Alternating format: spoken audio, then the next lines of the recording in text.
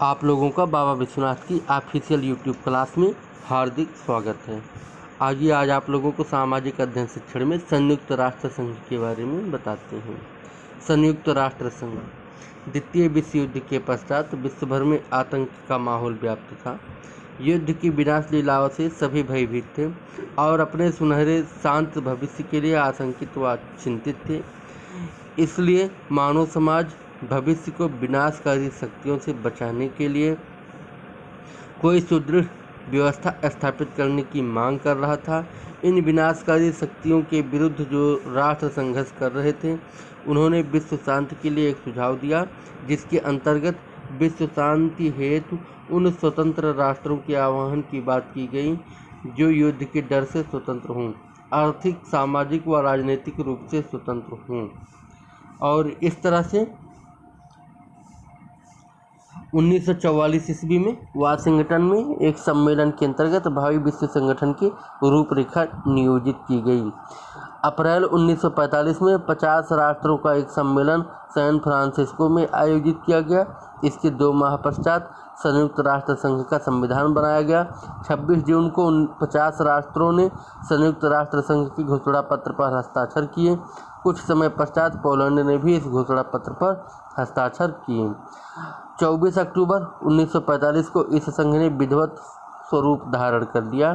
इस संघ की आरंभिक सदस्य संख्या 51 थी, जो 2000 ईस्वी तक बढ़कर 191 हो गई। इस संघ ने अपना प्रधान कार्यालय न्यूयॉर्क में स्थापित किया। चलिए, ये हो गई स्थापना, अर्थात संयुक्त राष्ट्र संघ की स्थापना 24 अक्टूबर 1945 ईस्वी को हुई थी। अब देख लेते हैं इसके उद्देश्य। पहला है विश्व में शांति एवं सुरक्षा स्थापित करने का प्रयास करना। दूसरा, शांति विरोधी शक्तियों के विरुद्ध सामूहिक रूप से सैन्य कार्यवाही द्वारा प्रतिबंध लगाना।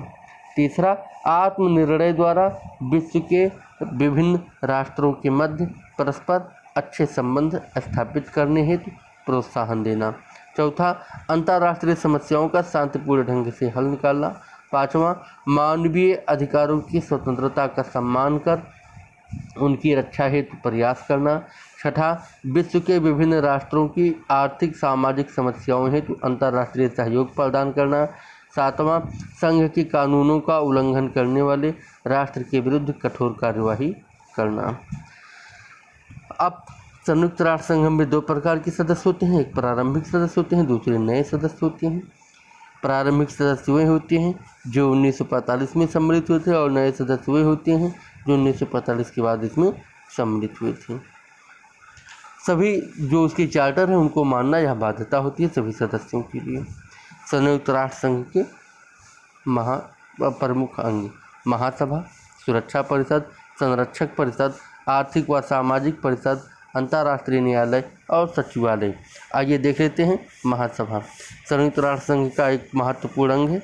इसमें सभी सदस्य राष्ट्रों के प्रतिनिधि उपस्थित होते हैं और इसका प्रत्येक वर्ष एक महाधिवेशन आयोजित किया जाता है। दूसरा है सुरक्षा परिषद। संयुक्त राष्ट्र संघ का महत्वपूर्ण अंग है। वर्तमान में इसकी सदस्य संख्या 15 होती है, जिनमें 5 अस्थायी तथा 10 अस्थायी सदस्य होते हैं। अस्थायी सदस्य का कार्यकाल 2 वर्ष के लिए होता है और इसकी प्रक्रिया चुनाव संबंधी सारभूत दोनों ही विषयों पर निर्णय करती है। यह जो अस्थायी सदस्य होते हैं उनका कार्यकाल अनिश्चित है, अर्थात वह लगातार जब तक संयुक्त राष्ट्र संघ होगा तब तक उसके सदस्य बने रहेंगे। यह बहुत महत्वपूर्ण सुरक्षा परिषद, यह कहा जा सकता है कि वह संयुक्त राष्ट्र संघ की आत्मा है। आर्थिक और सामाजिक परिषद। आर्थिक और सामाजिक परिषद से पहले देख लेते हैं संरक्षा परिषद। संरक्षक परिषद संयुक्त राष्ट्र संघ ने कुछ पिछड़े हुए क्षेत्रों के विकास का कार्य विकसित देशों के सुपुर्द किया है। इन क्षेत्रों में शासन की व्यवस्था भी नहीं है। ऐसे क्षेत्र संरक्षित क्षेत्र कहलाते हैं। इन क्षेत्रों के शासन की व्यवस्था व विकास कार्य करने के लिए संरक्षण परिषद का निर्माण किया गया है। इसके सदस्यों को 3 वर्ष के लिए महासभा चुनती है। आर्थिक व सामाजिक परिषद। आर्थिक व सामाजिक परिषद संयुक्त राष्ट्र संघ का महत्वपूर्ण अंग है। इस परिषद का गठन महासभा द्वारा किया जाता है। इसके सदस्यों का कार्यकाल 3 वर्ष का होता है। अंतर्राष्ट्रीय न्यायालय। अंतर्राष्ट्रीय न्यायालय के सदस्यों का चुनाव महासभा एवं सुरक्षा परिषद के सदस्यों के द्वारा बहुमत से किया जाता है, जिसमें 15 न्यायाधीश होते हैं तथा इनका कार्यकाल 9 वर्ष का होता है और न्यायाधीश बनने की कुछ निर्धारित योग्यताएं भी होती हैं।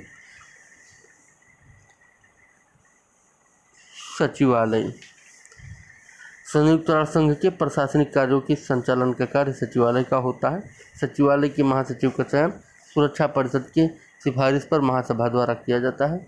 महासचिव की नियुक्ति करते समय उस व्यक्ति की योग्यता और अनुभव का विशेष ध्यान रखा जाता है। अब हम संयुक्त राष्ट्र संघ की उपलब्धियों के बारे में अगले दिन पढ़ेंगे। धन्यवाद।